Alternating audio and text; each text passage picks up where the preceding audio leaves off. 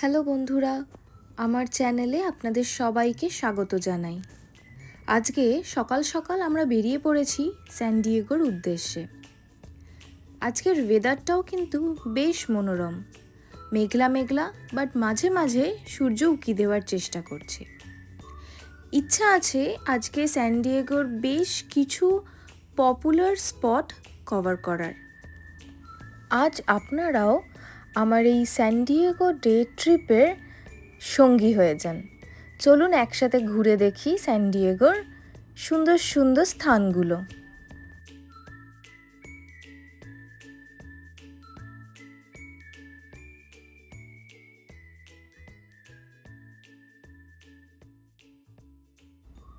প্রায় 1.5 ঘন্টা যাওয়ার পর আমরা একটা খুব সুন্দর ভিউ পয়েন্ট পাই, যেখান থেকে খুব সুন্দরভাবে প্যাসিফিক ওশানটাকে দেখা যাচ্ছে, আর তার সাথেই ছোট্ট ছোট্ট বন্ধুগুলোকে দেখতে পাওয়া যাচ্ছে, যারা আমাদের একদম পায়ের কাছে চলে আসছে। দেখুন কি সুন্দর দৌড়ে দৌড়ে আমার পায়ের কাছে চলে এসেছে, আবার দেখছে আমি যদি তাকে কিছু খাবার দিই।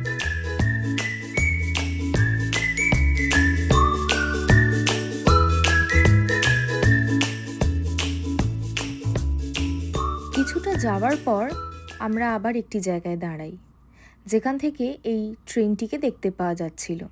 দেখুন ট্রেনটা কি সুন্দর সমুদ্রের পাশ দিয়ে নিজের গন্তব্যের দিকে এগিয়ে যাচ্ছে।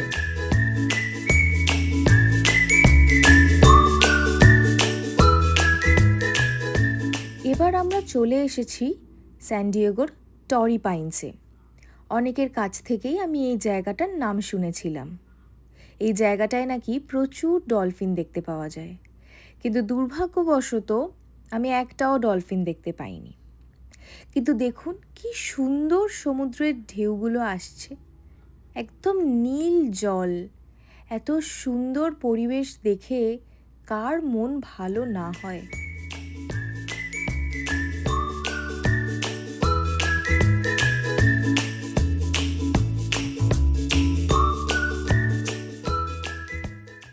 আমরা অলমোস্ট আমাদের সেকেন্ড স্পটের দিকে চলে এসেছি, আর ধরুন 15-20 মিনিট ম্যাক্সিমাম। আমাদের সেকেন্ড স্পট লা হোয়া কোভ। এখানে শুনেছি সি লায়ন দেখতে পাওয়া যায়, আমরা দেখতে পাই না। কিছু বার্ডস রয়েছে এখানে, খুবই সুন্দর। সামনের বিচটা খুব সুন্দর ভিউ এখান থেকে। এখান থেকে সমুদ্রটাকে যে কি সুন্দর দেখতে লাগছে, তার সঙ্গে রয়েছে সমুদ্রের সেই ঢেউয়ের গর্জন। আমরা এখানে প্রচুর সি লায়ন আর তার সঙ্গে বিভিন্ন রকমের সামুদ্রিক পাখি দেখতে পেলাম।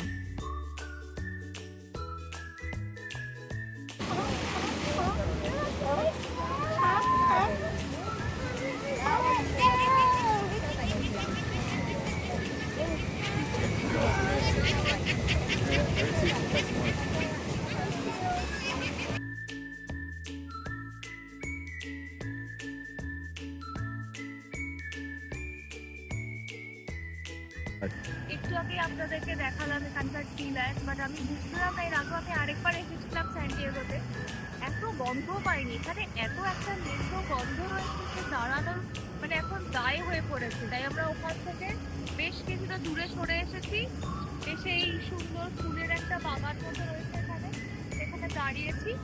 এটা হচ্ছে লাহোলা কোভ ক্লাব মেম্বার্সদের জন্য মন্ত্রী। এখানে জায়গাটা খুবই সুন্দর, গাছপালায় ঘেরা, যেটা গন্ধ কম। এই জায়গাটা এসে যেন মনে হলো প্রাণ পেলাম আমি।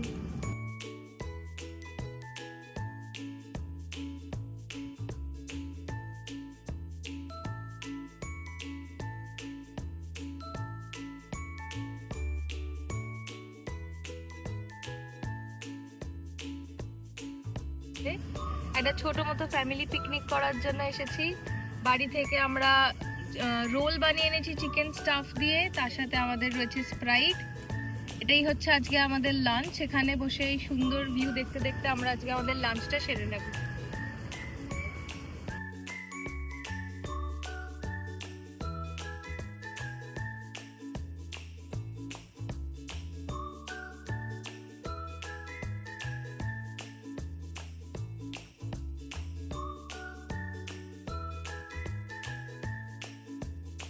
দুটো ছোট্ট ছোট্ট বাচ্চা কি সুন্দর পাখির পিছনে দৌড়চ্ছে পাখি ধরবে বলে।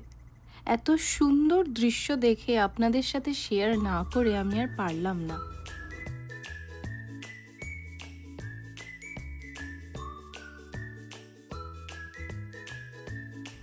আমরা পৌঁছে গেছি আমাদের থার্ড স্পট, বালবোয়া পার্ক। খুবই ফেমাস একটা জায়গা। এই জায়গাটা স্প্যানিশ আর্কিটেকচার দিয়ে তৈরি করা হয়েছে। এটা একটা স্প্যানিশ মার্কেট। এখানে বিভিন্ন রকমের জুয়েলারি, বিভিন্ন রকমের পোস্টার, পেন্টিংস পাওয়া যাচ্ছিল। আপনাদের সাথে তারই কিছু ছোট ছোট ক্লিপিংস শেয়ার করলাম এখানে।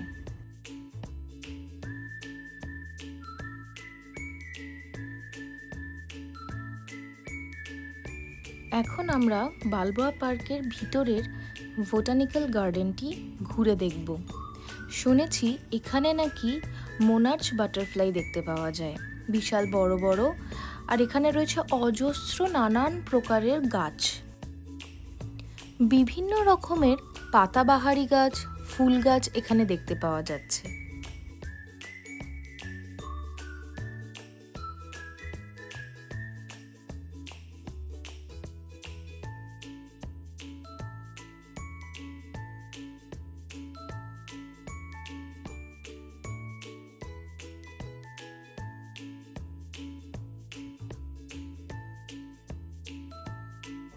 বোটানিক্যাল গার্ডেন থেকে বেরিয়েই আমরা দেখতে পাই একটা ছোট্ট পুকুর, যেখানে কিছু কচ্ছপ আর এই মাছেদেরকে।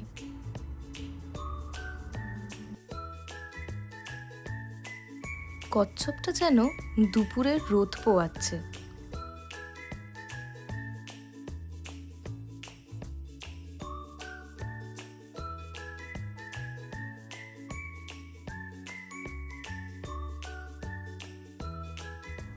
এটি একটি থিয়েটার, যেটি বালবোয়া পার্কের মধ্যেই রয়েছে।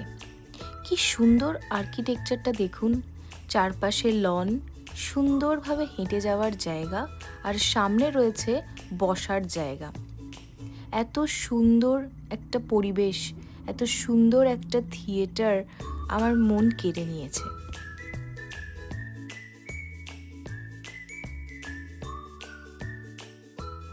এখন আমরা স্যান ডিয়েগো ডাউনটাউনের মধ্যে দিয়ে আমাদের ফোর্থ স্পট টুনা হারবার পার্কের দিকে এগিয়ে যাচ্ছি। এটি একটি বিশাল বড় যুদ্ধ জাহাজ, তবে এখন এটা ইনঅ্যাক্টিভ, তাই এটিকে এখন মিউজিয়াম বানিয়ে দেওয়া হয়েছে। সামনে যে সুন্দর স্ট্যাচুটা দেখতে পাচ্ছেন, সেটিকে বলা হয় এমব্রেসিং পিস, যার অরিজিনাল অর্থ হলো আনকন্ডিশনাল সারেন্ডার।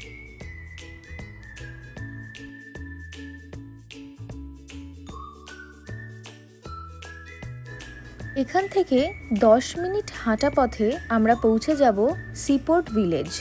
সেটি একটি ছোট্ট market place with restaurant.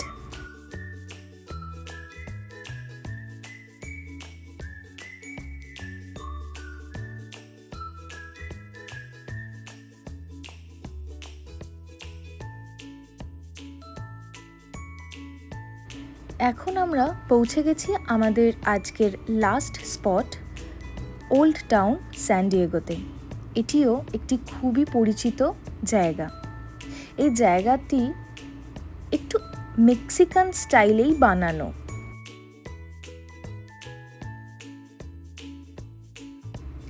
San Diego যেহেতু একদম মেক্সিকো বর্ডারের পাশেই, তাই জন্য এখানে প্রচুর জিনিসপত্র এবং এখানকার কিছু কালচারও মেক্সিকান স্টাইলেরই। এখানকার ব্যাগ, ড্রেস এবং এখানকার কিছু ফ্রিজ ম্যাগনেটও কিছুটা মেক্সিকান স্টাইলেই বানানো।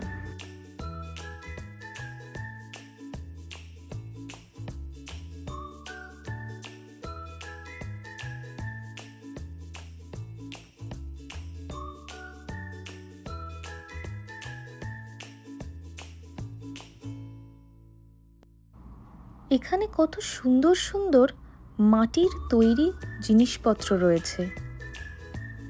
মাটির এই সুন্দর ভাসগুলো আমার তো ভীষণ পছন্দ হয়েছে। দেওয়ালে টাঙানোরও কত রকমের জিনিস রয়েছে, ড্রিম ক্যাচারও নানান প্রকারের এবং ফ্রিজ ম্যাগনেটও অজস্র দেখতে পাওয়া যাচ্ছে এখানে।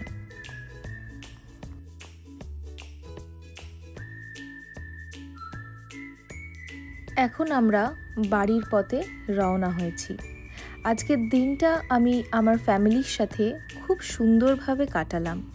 আশা করব আপনাদের এই ছোট্ট স্যান ডিয়েগো ডে ট্রিপটা পছন্দ হবে। আবার আপনাদের সাথে দেখা হবে আমার নতুন একটি ব্লগে। ততক্ষণ আপনারা ভালো থাকবেন, সুস্থ থাকবেন। Bye bye.